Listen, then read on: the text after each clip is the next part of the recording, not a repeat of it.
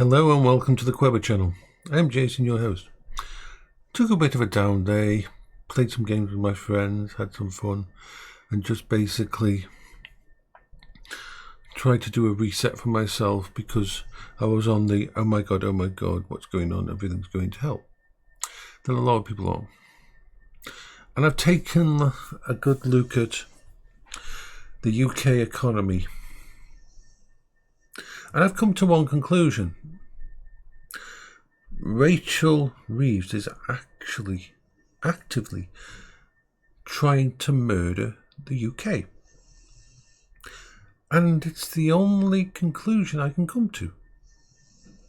You see, when she took her post up to look after the finances of the UK, before even doing that, remember, before even looking at the deep dive into the exact state of the country's financial systems, which was like, her estimations were out by at least almost 20 billion, she self-imposed rules on herself that she would not borrow beyond a certain point, that she would not do this, that she would not do that. That is the act of an idiot.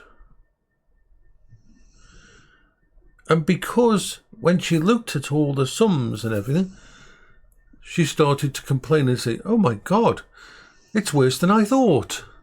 And instead of changing and flipping on original rules and going through the pain of that, she decided to hold the course. A bit like the pilot in charge of a boat seeing an iceberg and just continuing straight towards it. This isn't just going to affect the disabled people. Because she's self-imposed these stringent rules, which don't affect reality. This is before Trump's tariffs even. She has been scrambling for money from everyone, disabled people and everything. She is basically going to destroy the country, and I'll tell you why. First of all, everything she does, when you affect the economy of a country, it has a knock-on effect. So first of all, in the local area, all the disabled people that are going to be knocked out of the PIP system, as most of them are going to end up with nothing at all. So we'll deal with them later, but some of them will just have it reduced enough that they have to, the ones that do work are going to have to stop working because the PIP was allowed them to actually continue working. I've had a look at the categories and the way the new PIP system is set up, that there is no way that anybody, and I mean anybody who actually goes to work, will be able to stay on PIP. If they work now and they're on PIP, they're going to probably lose their PIP. And it was PIP that allowed them to work. Then you've got all the carers and the support staff. They're going to lose their income. And they're going to have to choose between looking after their loved ones or going back to work. And then who's going to look after their loved ones? It doesn't magically fix itself. It's going to be the NHS. It's going to be the local councils. Oh, but the local councils, as we saw in the documentary on Sky about Zoe, that the local councils don't have actually any infrastructure or money to spend on disabled people, so they won't be able to help. Then it'll fall on the NHS. Oh, the NHS is having its budget for mental health reduced in the coming years. Actually reduced. Do you see where this is all going? Because this is going to have a knock-on effect. This isn't going to be care in the community. This is going to be death in the community. It is going to cause stress, problems, more mental health problems, as more people end up unable to work. And this slow rolling massive destruction, as we said, people on benefits, they don't have savings.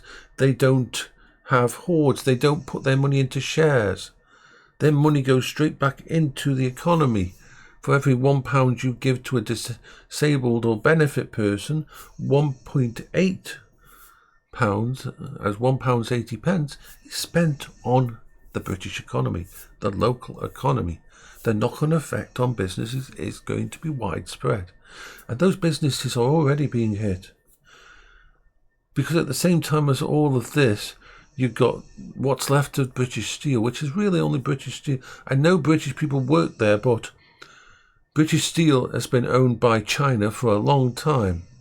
It's been at their whims for many, many years, unfortunately. It should have not been kept the name British Steel, really. I mean, it shouldn't have been allowed to. But that's a talk for another. But that could go down, and that's a massive amount of jobs gone there. The last of our real manufacturing and thingy, our foundation level that used to run the country. I mean, we lost all our pottery industry many years ago and things like that, and we're just about to finish off losing the steel industry completely in the UK. We lost the coal industry, we lost so much in this country, and we are being left with nothing else. We're going to just be services. And so every part of the country is going to be affected. And then we've got Trump with these global tariffs, which could lead to the entire world going into a recession. And you know who's going to be hit worst off? Us, the poorest. The people who always have to take the brunt of it. No, Rachel Reeves and all the rest of those fucking idiots won't have any problems. They've got bloody probably millions in the bank as a cushioning blow in case the bad things happen. They won't feel it. Keir Starmer won't feel it. We're going to feel it because we don't have the backup. We don't have a cushion. We don't have an emergency fund. We spent all our emergency funds on our disabilities, on our issues, on our problems, living day to day, trying to survive. Because you've got to remember, we've been slowly bled dry by government and DWP because, as they said, by the unbiased reviews have shown that a disabled person needs £1,000 per month extra to be able to live as an able-bodied person would, and no amount of benefits gives you that £1,000 extra. It's always been less than that, and so you dig into your own thingy. You sell stuff. You do what you can. So the whole country, because of Rachel Reeves, because of her fucking stupid decision at the start, and she's sticking with it with her blinkers on, not looking at the facts around her, is going to turn our country into a third world country. We're going to be the ones asking for aid. It's horrible. It really is. To look at it, to look at the figures, to look at thingy, and that's before the Trump ban hammer hits. Because that's what it's like. I mean, the amount of problems we're going to face. Because you can't just say, oh, we're okay, we're only at 10%. That 10%'s a lot.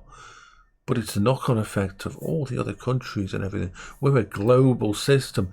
You can't just say, oh, we're okay, because that's what America's doing. They will find out that they are going to have a massive amount of issues. And the markets already know it. The markets are all in pretty much almost free fall at the moment. Not having a fun day, the world isn't. But we would be in a much better position if Rachel Reeves just stopped fucking being such an idiot. So, sorry that this is a negative one, but I need to get it out there, out of my brain, and say this is far bigger than just what we're facing with them. This could be a countrywide destabilising event. And it's all down to this Labour idiots. So, bye-bye for now. I hope you're having a good day.